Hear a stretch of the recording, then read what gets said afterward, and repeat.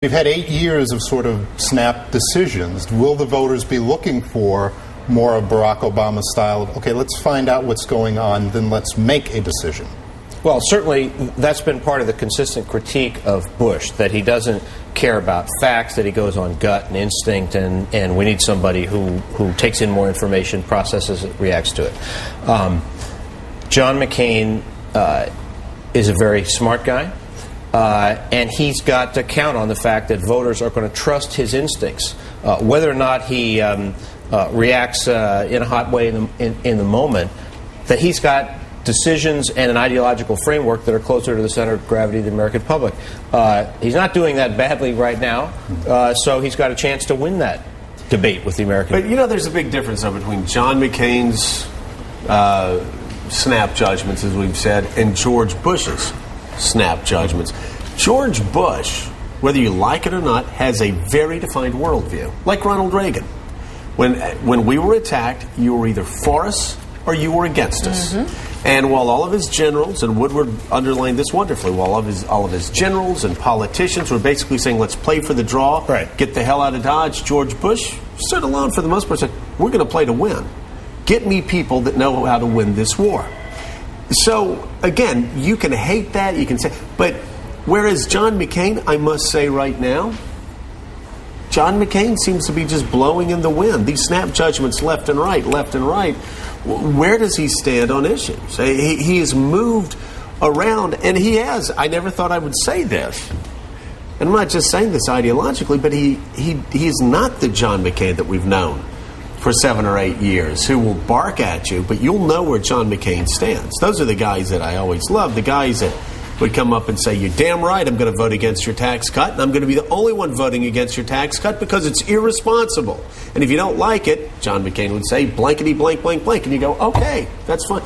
But I don't see that in McCain right now. Well, I guess one question I have for you, I'll say something about that in a second, but are you making a distinction between the John McCain of the last 7 or 8 years, that is, since the 2000 election, and the John McCain before that? Because obviously he's made some different ideological choices during that time to try to win the Republican nomination. No. See, I'm not even talking about the Republican nomination, because even then McCain showed courage. He took Lieberman down to Florida, a closed primary. He still was critical of George Bush's tax cuts. I'm talking about the John McCain of the last 4, 5, 6, 7 weeks, where we're darting around every other day, and it really is hard to figure out where he stands. I will guarantee you, Ronald Reagan on Monday would not have said the fundamentals of this economy was strong, and then on Tuesday when he got bashed, would switch. Ronald Reagan, that would have been a wonderful time for John McCain on Tuesday to say, if you want to bet against American people, go ahead. The future belongs to America, and here's why. Technology, whether it's nanotechnology, biotechnology, nuclear, whatever it is, we're going to win just like we beat the Soviets with the Strategic Defense Initiative on technology. We're going to beat, if you don't think we can beat Mexico and India and China that's what Reagan would have done. John McCain the next day snapped. Went to the other side. A couple points about that. First of all, one of the characteristics of Mavericks are that they are unpredictable. You can't pigeonhole them. There's truth to John McCain's characterization of himself as a maverick, okay? So some of that is going to yield unpredictability, and people aren't going to fall into familiar grooves all the time in policy arguments, which is one of the things that some people say we want in politics, right? Not so consistently polarized and predictable kind of political argument. The second thing is John McCain's fighting uphill in this election. He knows that most of the political circumstances favor Barack Obama. People are tired of the party in power. They're tired of George Bush. This crisis just deepens that argument, because if you look at the broad philosophic choice, pure free market versus more government, Democrats are winning that argument at this moment. Okay, so John McCain's got to try to fight through that. Democrats, and when you do that, you look like you're trying harder, and you may look like you're darting around more. The thing is, Democrats are winning that argument because there is not a national conservative out there saying government is not the solution, government is the problem. But these are the same wise guys that got us here, and now they're telling us, okay, we regulated Wall Street.